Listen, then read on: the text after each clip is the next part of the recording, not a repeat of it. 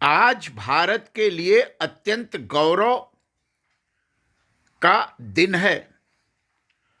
आज भारत G20 की अध्यक्षता स्वीकार कर रहा है। आज से भारत G20 का अध्यक्ष होगा। दुनिया के 20 समृद्ध देशों की अध्यक्षता भारत करेगा।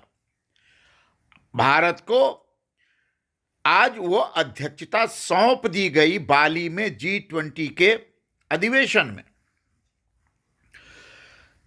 अधिवेशन के दौरान नरेंद्र मोदी जी ने, भारत के प्रधानमंत्री नरेंद्र मोदी जी ने जो अद्भुत व्याख्यान दिया, वह व्याख्यान दूरदृष्टि से परिपूर्ण है।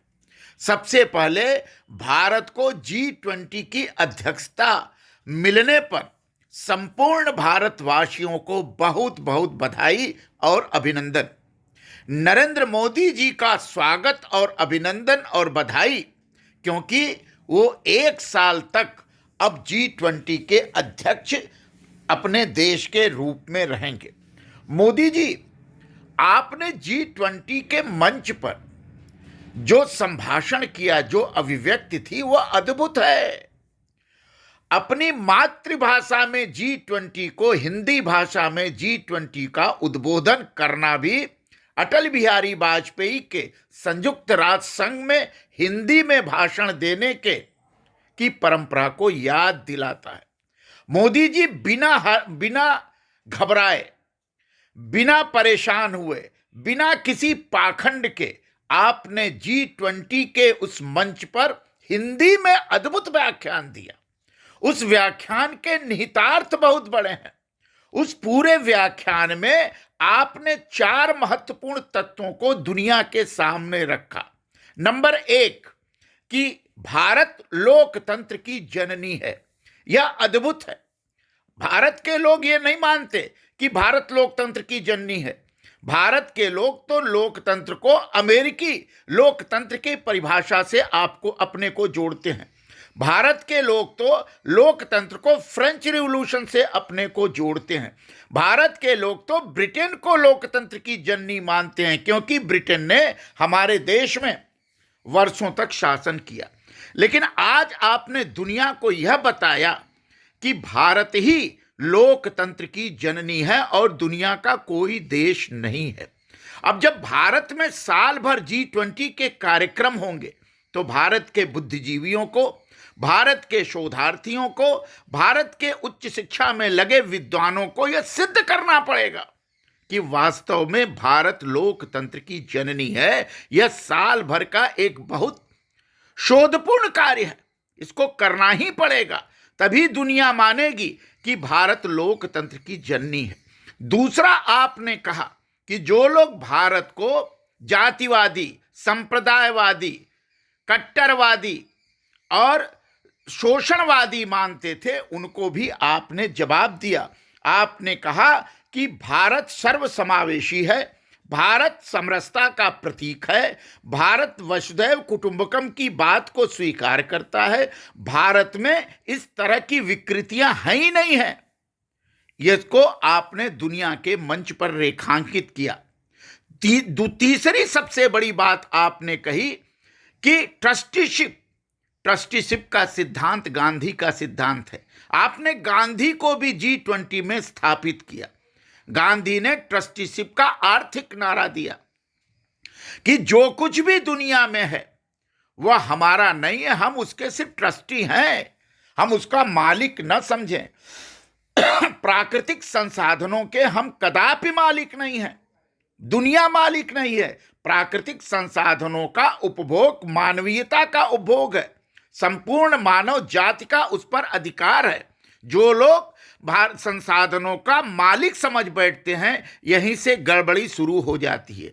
चौथी बात आपने कही कि दुनिया का विकास, दुनिया का उत्थान, दुनिया का कल्याण और दुनिया में मानव की रक्षा, मानव जाति की रक्षा महिलाओं को अलग करके नहीं की जा सकती। मतलब आपने दुनिया में महिला सशक्तिकरण का एक तरह से उद्घोष किया अध्यक्षता मिलते ही।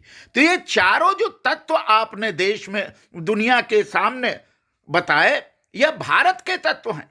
यह भारत के ग्रंथों में, भारत की चेतन परंपरा में, भारत की ज्ञान परंपरा में ये चारों के चारों तत्व समाहित है, रचे घुले मिले हैं। इनको उद्घाटित करने की बात आपने वैश्विक मंच पर दी।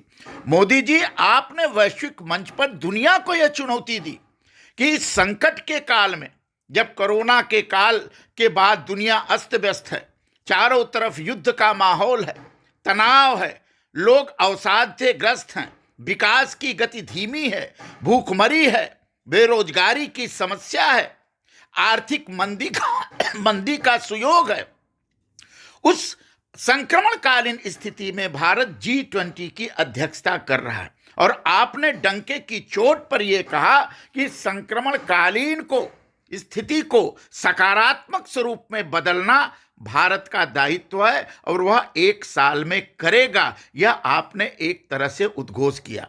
आज तो भारत के लोगों का सीना चौड़ा हो गया, दुनिया में भारत की जय जय होने लगी, भारत की गरिमा स्थापित हुई। मैं देख रहा था कि जब आपका उद्बोधन हो रहा था तो दुनिया के बड़े देश, अमेरिका, फ्रांस, जर्मनी जैसे बड़े देश आपकी तरफ टकटकी निगाह से देख रहे थे। जैसा लग रहा था कि जैसे भारत ही दुनिया के कल्याण और शांति स्थापना का एकमात्र साधक रह गया है, एकमात्र आशा की किरण रह गया है। इसी दिन को देखने के लिए भारत 75 वर्षों से यह दिन का इंतजार कर रहा था। स्वतंत्रता के 75 वर्षों में भारत की यह उपलब्धि, भारत की यह गरिमा अपने आप में न केवल अद्भुत है, बल्कि मातृभाषा को, हिंदी भाषा को वैश्विक मंच पर स्थापित करने का एक तरह से उद्घोष है।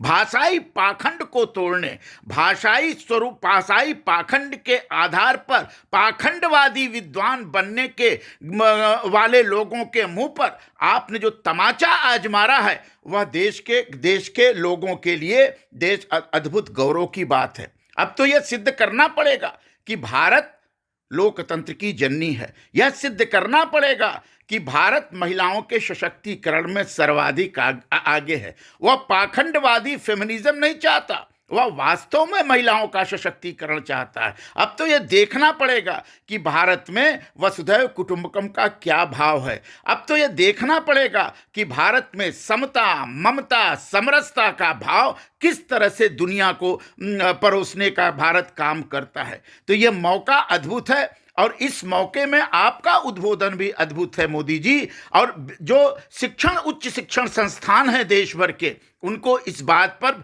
विचार करना पड़ेगा कि अब भारत की सोच बदलनी चाहिए, भारत के प्रतीचि और प्राची के मेल को सुंदर बनाना चाहिए और भारत को वैश्विक नेतृत्व के लिए तैयार रहना चाहिए।